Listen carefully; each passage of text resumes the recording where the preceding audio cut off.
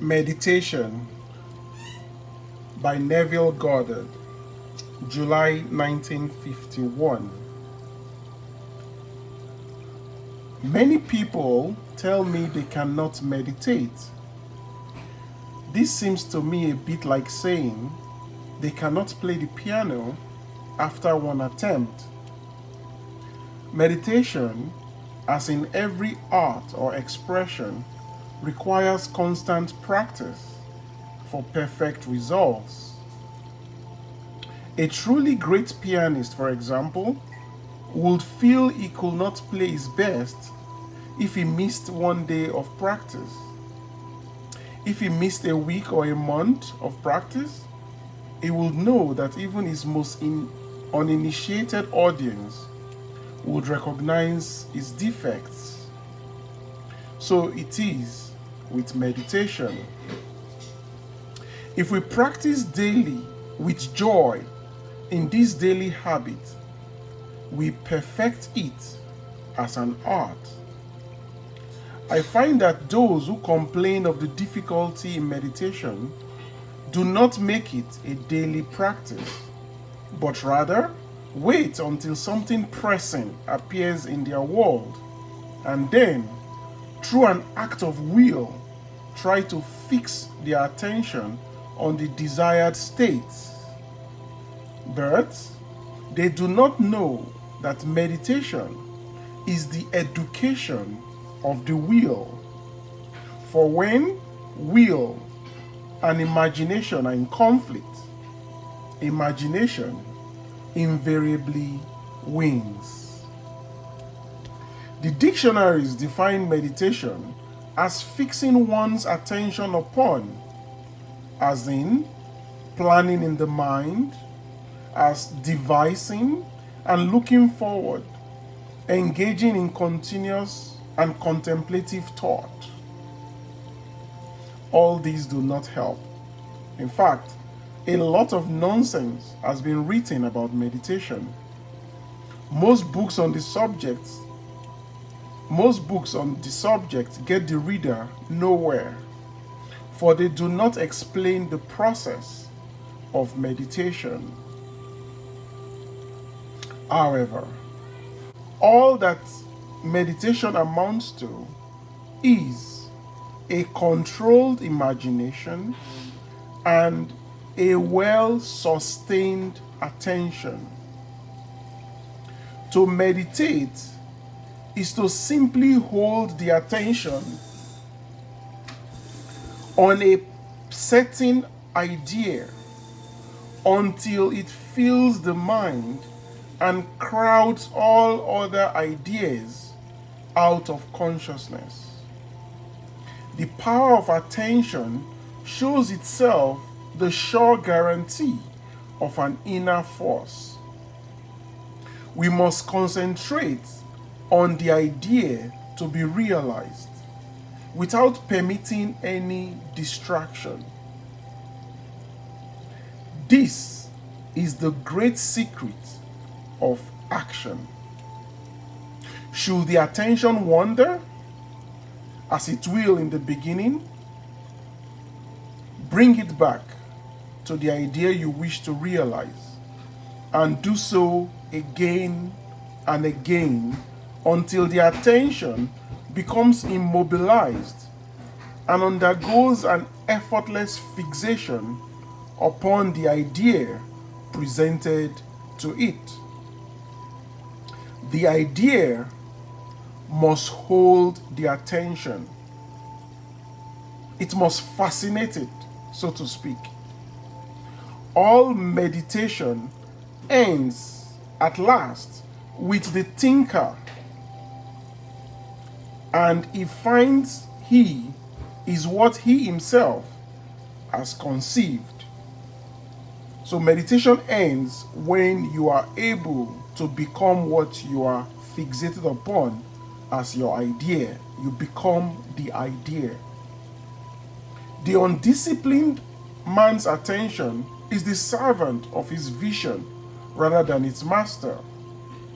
It is captured by the pressing rather than the important. To be successful, one must master the direction of their attention without effort. In the act of meditation, as in the act of adoration, silence is our greatest and highest praise. Let us keep our silent sanctuaries, for in them the eternal perspectives are preserved. Day by day, week by week, year by year, we must hold our attention in love and not allow lesser intentions to interfere. I set myself to attain mastery over my attention and imagination. I sought out ways to make more securely my own those magical lights that dawned and faded within me. I wished to evoke them at will and to be the master of my vision. I set a time to daily do my meditation and keep it. I will strive to hold my attention on the activities of the day in unwavering concentration, so that not for one moment would the concentration slacken. This is an exercise. It is a training for higher adventures of the soul. It is no light labor. In fact, the physical laborer or factory worker's task, the plowman's labor, working in the field, is easier by far in comparison. In the practice of meditation, you will observe that empires do not send legions so swiftly to obstruct a revolt as all that is alive in us hurries along the nerve highways of the body to frustrate our meditative mood. The beautiful face of one we love glows before us to enchant us from our task. Old enmities and fears beleaguer us.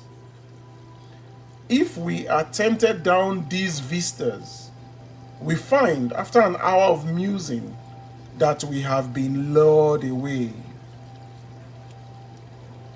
We have deserted our task and forgotten that fixity of attention we set out to achieve. Our task is to achieve the fixity of attention. What man is there who has complete control of his imagination and attention? A controlled imagination and steadied attention, firmly and repeatedly focused on the idea to be realized, is the beginning of all magical operations. If he persists through weeks and months, sooner or later, through meditation, we create in ourselves a center of power. You will enter a path that all may travel, but only few do journey.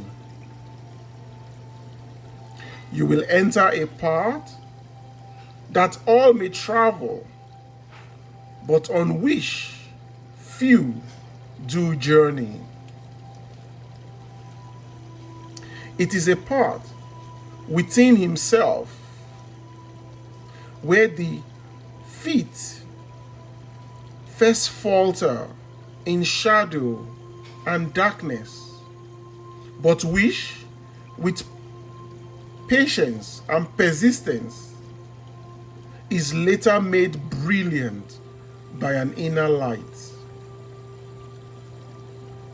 There is no need for special gifts or genius. It is not bestowed to any individual, but achieved or won by persistence and practice of meditation. If she persists, the dark caverns of her brain will grow luminous, and she will set out day after day for the hour of meditation as if to keep an appointment with a lover. When it comes, she rises within herself as a diver, too long underwater, rises to breathe the air and see the light. In this meditative mood, she experiences in imagination what she would experience in reality had she realized her goal, that she may in time become transformed into the image of our imagined states. The only test of religion worth making is whether it is true born, whether it springs from the deepest consciousness of the individual, whether it is the fruit of experience, or whether it is anything else whatever. For we know a thing mentally by looking at it from the outside, by comparing it with other things, by analyzing and defining it. Whereas we can know a thing spiritually only by becoming it. We must be the thing itself and not merely talk about it or look at it. We must be in love if we are to know what love is. We must be godlike if we are to know what God is. Now, meditation, like sleep, is an entrance into the subconscious. This is what the Bible says. Quote, "When you pray, enter into your closet, and when you have shut the door, pray to your Father which is in secret, and your Father which is in secret shall reward you openly." That is Matthew chapter 6, verse 6. Meditation is an illusion of sleep, which diminishes the impression of the outer world and renders the mind more receptive to suggestions from within. The mind, in meditation, is in a state of relaxation akin to the feeling attained just before dropping off to sleep. This state is beautifully described by the poet Keats in his ode to a nightingale. It is said that as the poet sat in the garden and listened to the nightingale, he fell into a state which he described as, quote, "A drowsy numbness pains my senses, as though of hemlock I had drunk." Then, after singing his ode to the nightingale, Keats asked himself this question, quote, "Was it a vision or a waking dream? Fled is the music. Do I wake or sleep? Those are the words of one who has seen something with such vividness or reality that he wonders whether the evidence of his physical eyes can now be believed. So this state is a state where the body is fully relaxed. In terms of brainwave, is between alpha and theta. Any kind of meditation in which we withdraw into ourselves without making too much effort to think is an outcropping of the subconscious. So think of the subconscious as a tide which ebbs and flows. In sleep, it is a full flood tide. In sleep, it is a flood tide. While at moments of full wakefulness, the tide is at its lowest ebb. Between these two extremes are any number of intermediary levels. When we are drowsy, dreamy, lulled, or suited in gentle reverie, the tide is high. The more wakeful and alert we become, the lower the tide sinks. The highest tide compatible with the conscious direction of our thoughts occurs just before we fall asleep and just after we awake. An easy way to create this passive state is to relax in a comfortable chair or on a bed. Close your eyes and imagine that you are sleepy, so very sleepy. Act precisely as though you were going to take a siesta. In so doing, you allow the subconscious tide to rise to sufficient height to make your particular assumption effective. When you first attempt this, you will find that all sorts of counter thoughts try to distract you. But if you persist, you will achieve a passive state. So a passive state is a state where the body is fully relaxed, immobilized. You can move, but you do not wish to. When this passive state is reached, think only on, quote, things of good report, end quote. Philippians chapter 4, verse 8. Imagine that you are now experiencing your highest ideal. Now remember, not how you will express it, but simply feel right here and right now that you are the noble one you desire to be. That you are it now. Call your high ideal into being by imagining and feeling you are it now. See 2 Corinthians chapter 5, verse 8. I think all happiness depends on the energy to assume the feeling of the wish fulfilled, to assume the mask of some other, more perfect life. We must imagine ourselves different from what we are presently.